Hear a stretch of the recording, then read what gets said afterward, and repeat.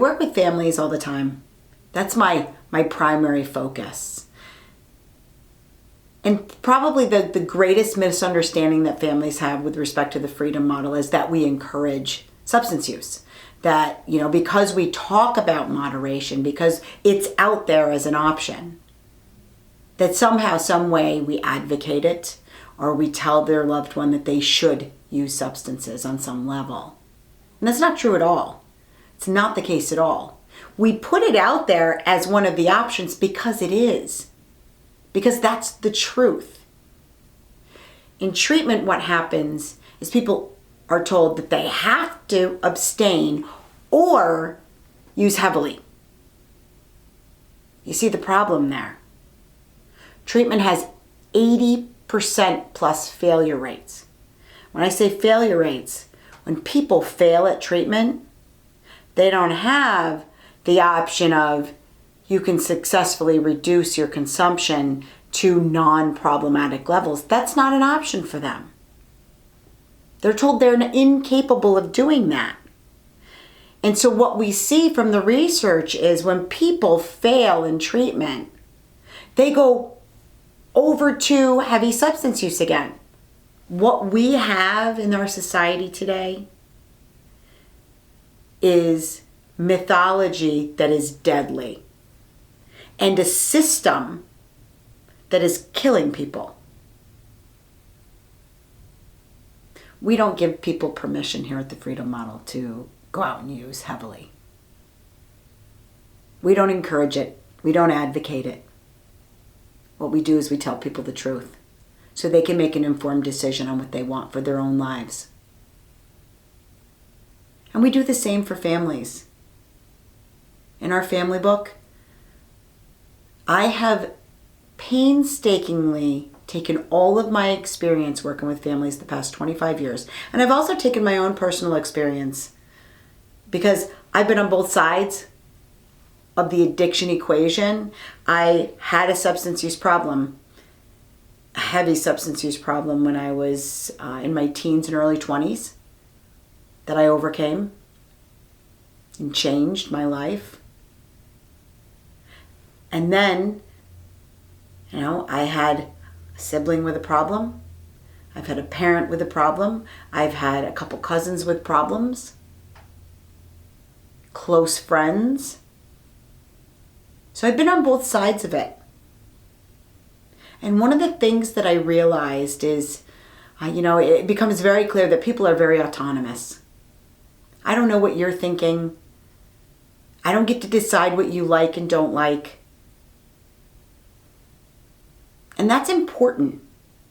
It's important, especially for parents and spouses, to understand when we're in a relationship with someone. Yes, their behavior affects us in many ways. But in the end, my behavior is my business. Your behavior is your business. I have a right to my own happiness. And so let's just say my spouse has an alcohol problem, or I believe they have an alcohol problem. I believe they drink too heavily. Maybe when my spouse drinks, he's abusive, he's angry. And what I tell people is, don't blame the drinking.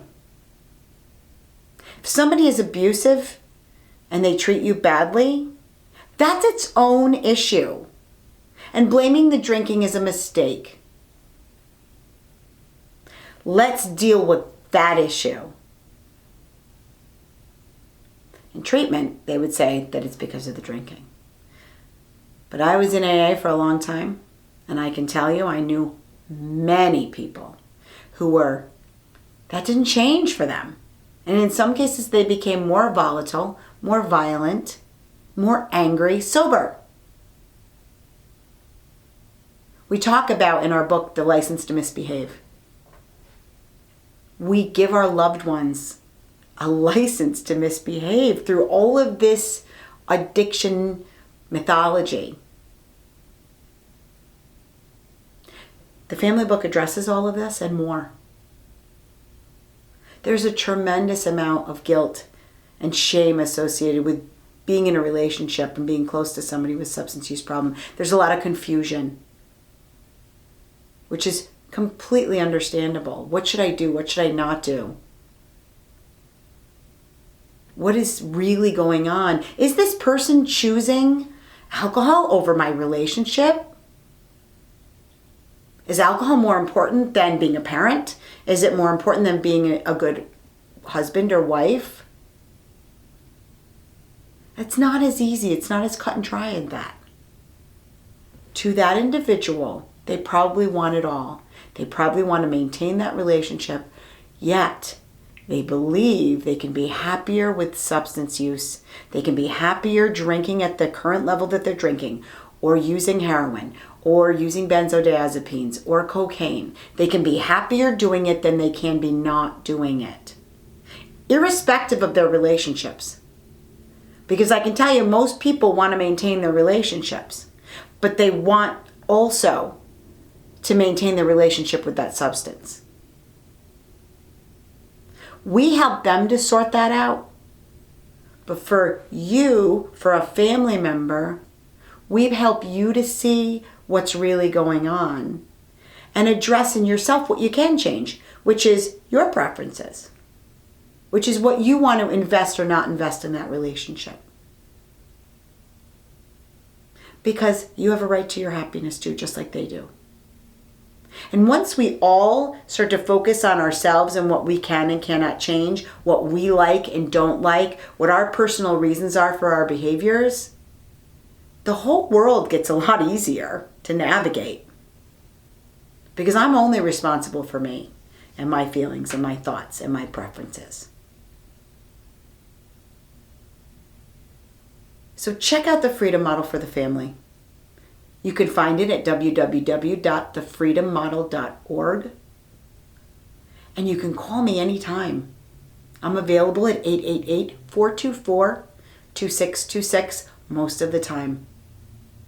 My primary goal is to help people, to take away some of the fear and the stigma and the shame and the guilt associated with all of this. It's unnecessary. It gets in the way of finding a solution. There's a solution for the family. There is a solution for the substance user. And no, we're not going to tell your loved one that they should drink and do drugs to excess. We're not giving them permission. But we are going to give them the right information.